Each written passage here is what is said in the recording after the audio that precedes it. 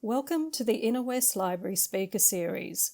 We would like to start by acknowledging the Gadigal and the Wongal people of the Eora Nation on which this podcast is produced, and pay our respects to elders past, present and emerging. Today I am joined by Harry and Bryony Lancaster, owners of much-loved Inner West Yoga Studio and Café, Egg of the Universe, and now authors of a new cookbook, Egg of the Universe, Recipes for Life from the Wholefoods Café and Yoga Studio. Harry and Bryony have run Egg of the Universe, Sydney's only integrated yoga studio and Wholefoods Café at Rozelle for the last decade, and more recently have opened a new yoga studio and café at South Epperley. They are passionate about creating spaces that inspire and celebrate vibrant communities. Their new cookbook, Egg of the Universe, features over 100 of the most popular recipes from their cafe and embraces their philosophy of better living through nutritious whole foods and mindful movement. Welcome, Harry and Bryony. Thank you. Thank you so much. Thank you for having us. Firstly, congratulations on the book. It's a beautiful looking cookbook and it features some very inspiring recipes that people can easily recreate at home. You've been running the yoga studio and cafe for a long time now. Was publishing a cookbook something you always wanted to do?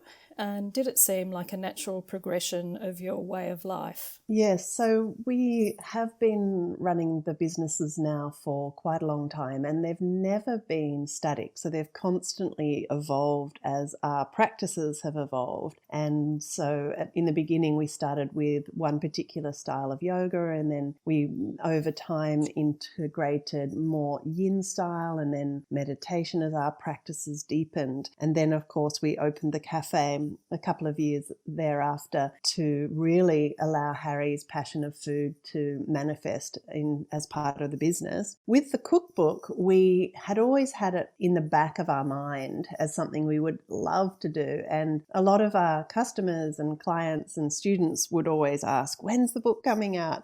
But with the two small kids, and at that stage, we were looking to open a second site. So we had so much on and we really just didn't know how we would find the time. And then one of our students, who's also a writer and publisher for Murdoch Books, said, I'd love to invite you guys to write a book and we'd absolutely love to publish it for you. So we jumped at the chance knowing that with Murdoch Books, they would get the absolute best possible outcome from us. And we just thought we were in such good hands with these guys as publishers. And it really has been fantastic from the absolute beginning to now. And so it was a natural progression and we're absolutely thrilled to have it now out there in the world as an extension of what we offer to our bricks and mortar community. Yes, we also really wanted to, in the early days, our part of the vision behind the cafe was to see if we could help in whatever way we could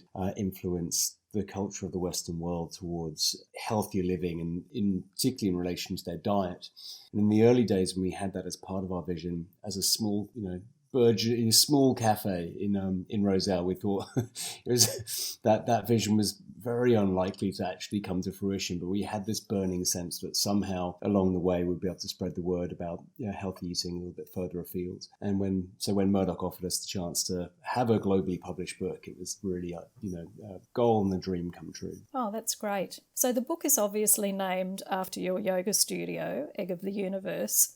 It's a great name and quite unusual. Can you tell me where that name came from? Absolutely. So it is quite a unique name. We'd been running our yoga studio since 2006 under a couple of different names. When it came time to launch the cafe and combine the two sides of the business under the one name, it was that search was underway for how can we come up with a great name that fits both sides. And one day I was in a yoga posture called the Cosmic Egg or Egg of the Universe, which is a beautiful posture at the end of class when you're all curled up, and it kind of represents completion and death and rebirth. And I've always loved the posture, and I suddenly thought, hang on a second, can we use this name, Egg of the Universe? And so I started exploring the meaning behind the yoga posture and the name, and I realized that the Cosmic Egg or Egg of the Universe was part of creation myths from from so many different cultures across the planet, And so it had this sort of deep, rich philosophy behind it. And so I thought, right, well, certainly fits in terms of depth of meaning. And I started trying on a few different friends and family, and Bryony, of course, first. And the initial reaction was always either a giggle or a laugh, but then a momentary pause beyond that, and then a sort of sense of, yeah, that actually kind of works. Mm-hmm. And we realized it fits a lot of the name actually fits our value system, because the way we like to approach our offering to the general public is to try and make it as easily accessible as possible without dumbing down the deep, rich potential that these transformational practices of yoga and healthy eating can offer to any individual. So it kind of fitted perfectly with our values, was a really fun name, and also being so unique meant that we had no issues kind of registering business names and URLs, which is very helpful to anyone who's ever tried to come up with a business name, knows it helps a lot. So the name was born. Yeah, so it's a great name, and it does tie in beautifully with what you're trying to offer people. And so with the book, it's not simply a cookbook really, is it? Because it does have a wide variety of recipes in there, from energising breakfasts and salads to wholesome slow-cooked braises, and you've even got recipes for pickling and fermenting. But then you've also included a seasonal program of yoga, meditation and wellness practices. Can you elaborate on how these elements all relate to your yoga of eating philosophy? Sure. So what we offer at Egg of the Universe has always been a genuine extension of what Harry and I practice at home. And so that's been made what we offer the world feel very simple and easy, because it's genuinely what we do and prescribe to at home. So I guess when we wanted to offer seasonal recipes for life, for us, that incorporates yoga, meditation, wellness practices, and of course, the food that you eat as well. And when we look at the different wisdom traditions that we love being inspired by, whether it's traditional Chinese medicine or Ayurveda, we like to lean into the signposts that are laid out by these wisdom traditions to live a life that is more aligned with the seasons that 10 or so years ago, Harry and I started to feel into and research more and just think, my goodness, this feels so genuine to us. So I guess we wanted to offer recipes for life, for leading a more connected and energized way of being, leaning into these different elements of what it feels like to us to be well. And do you want to add a little bit more about the yoga of eating? Sure. In following the idea within yoga that there is a seasonal flow, and through meditation practice and yoga practice, you connect more in with what your body's needs are. And this relates to how you go about your daily life, but also, of course, how you eat. And the yoga of eating philosophy, which I was originally introduced to by Charles Eisenstein's book of the same name, which is really amazing. It was just that deepening practice into just noticing how foods make you feel, and then recalibrating the compass of your desires towards food that actually made you feel better. And over time, that practice can bear rich fruit as you develop your a new relationship with food and eating. So my next question probably really ties in with as well. In the book, you mentioned the word pathaya, a Sanskrit word that means provisions of journey. So how does this meaning of the word relate to your work and the recipes in the book? So that word is really a beautiful word and meaning behind it. And for us, many years ago when we started running our one-day retreats at the beginning of each season, so I really feel like we wanted to give our students as many things for their metaphorical backpack for the journey ahead. So whether it's the journey of a day, when you set out at the beginning of a day and maybe you put into your backpack, some meditation, some mindfulness, some really good food, some time in nature, those sort of elements for me make up provisions for a journey ahead of a really beautiful day that feels also grounded and connected. And it's the same way really heading into a new season. It's kind of to represent the changes that we see around us within the way that we lead our lives and live in a way where we have tools and skills to navigate the challenges of life. And let's face it, there are many to help us deal with both the challenges but also the good times so that we can be present enough to enjoy them, this journey of the day or this journey of a season or the journey of life. And we have provisions of these ancient wisdom practices, but delivered in a modern and sort of light-hearted, accessible way so that we can get the most out of each day, each season, and ultimately our life. That's a great explanation of the word there, and I really like the way that you referred to it as the metaphorical backpack. That's a great image there. But you also talk about the challenges that we face in the everyday. And my next question probably really ties in with this as well.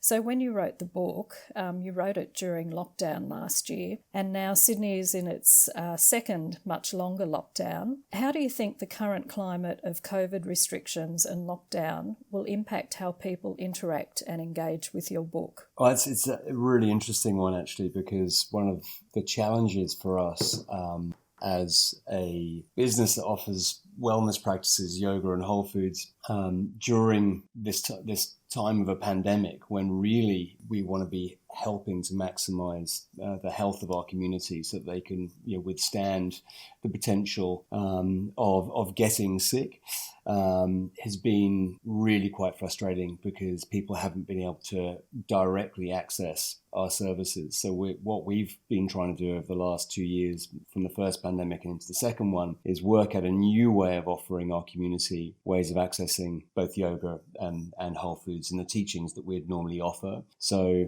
in the first lockdown, we went online fairly swiftly, and we've developed that beautifully. And I think one of the things we've done really well there is maintain that sense of community connection, even though we're online.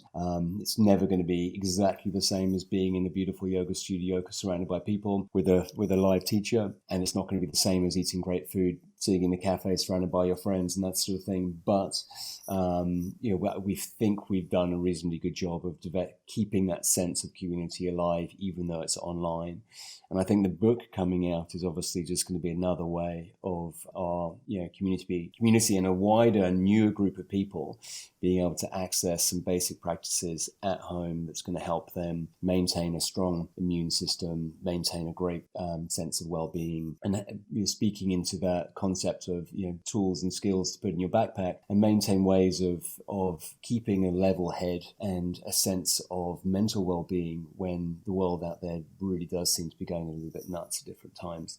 Obviously, at the moment, that's really important. And I totally agree with that. And I'd love to add that with the book coming out, it's a way that we can widen our embrace and stretch our arms a little wider to encompass a bigger community, whether it's rural Australia or New Zealand or, America and England. And what we really like is this ability to start where you are, to meet people where they are. And the book coming out in spring is obviously a wonderful way for us to lean into the signposts laid out by ancient traditions that sort of indicate we might be feeling more optimism and hope, looking forward to a new season, and to really then know that that's something to expect that we will be feeling, and for then us to be able to feel more connected to those emotions of each season. And in spring, this wonderful sense of hope and optimism and excitement and planning, that even with the lockdowns, you can't help but feel that little effervescence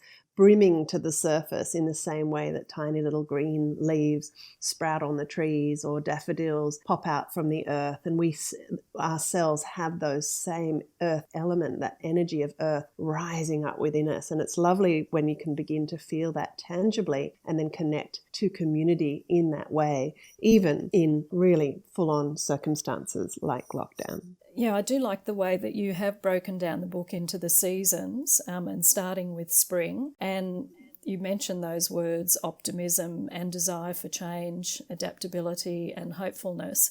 And spring often does have that feeling of new beginnings or fresh starts.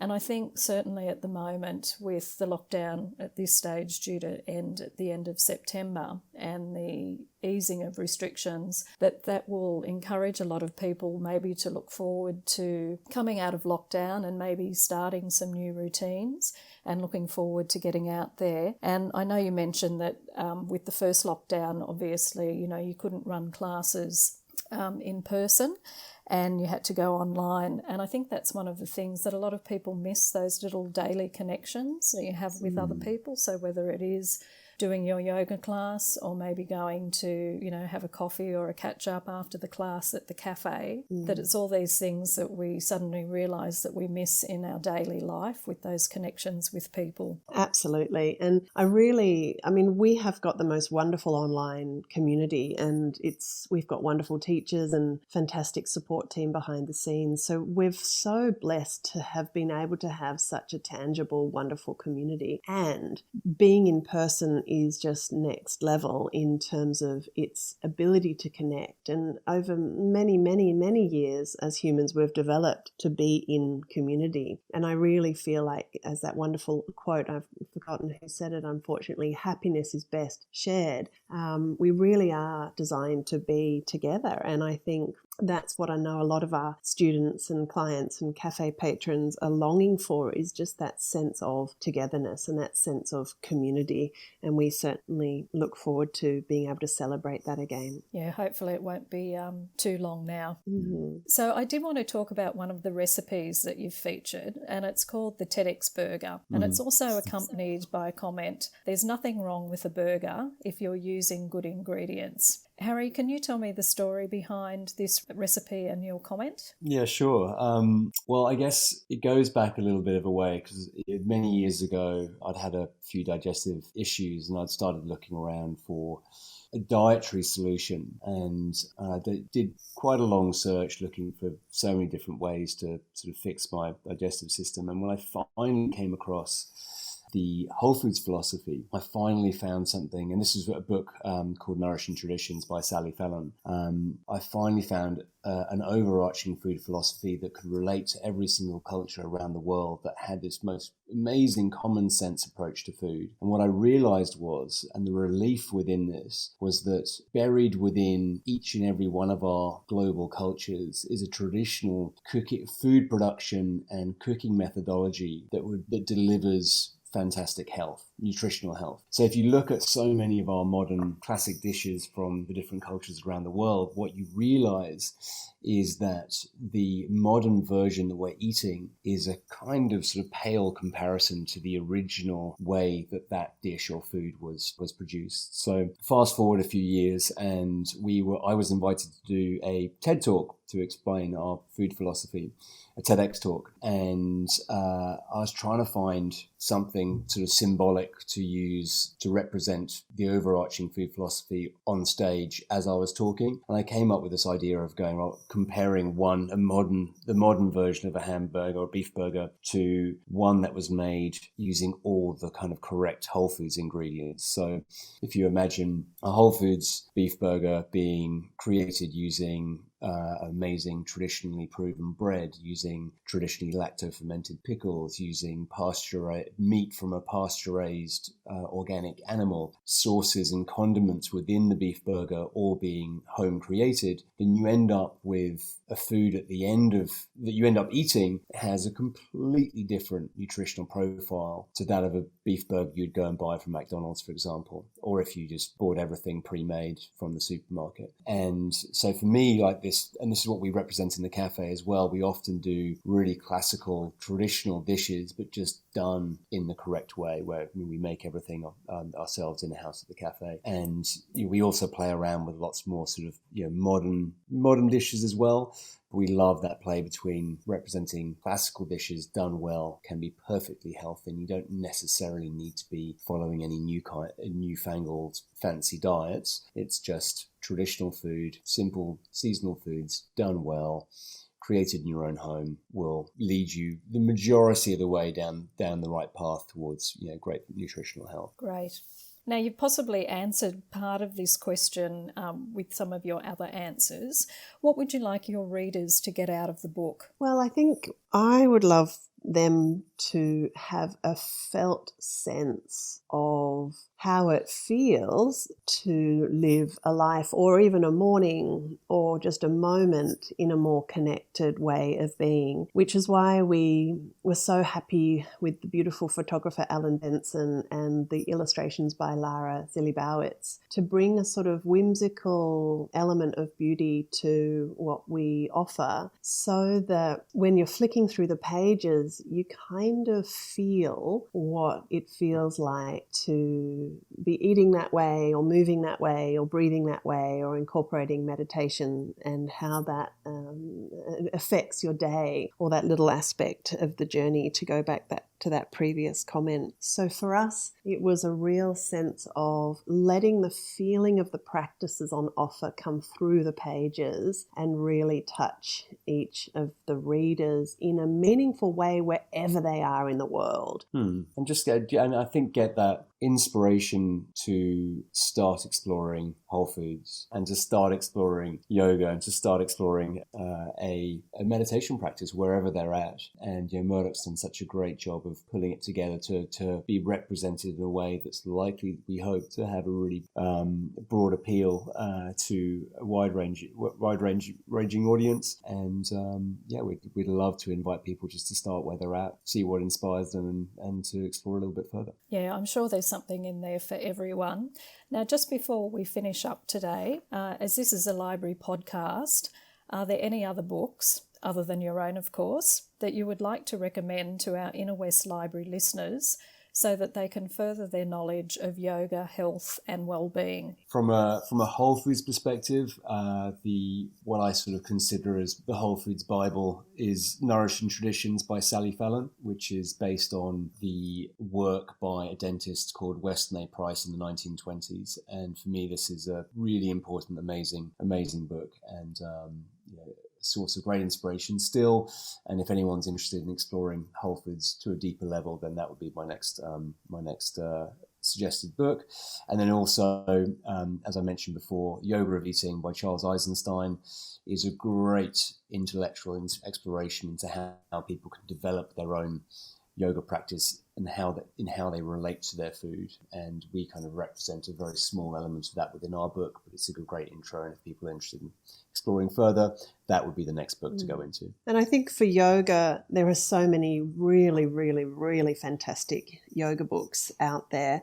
One of the ones that I think is most accessible and really powerful in that accessibility is a book by Baron Baptiste called Journey into Power. And I really love the way he writes. And it was one of the first books I read right back in the beginning.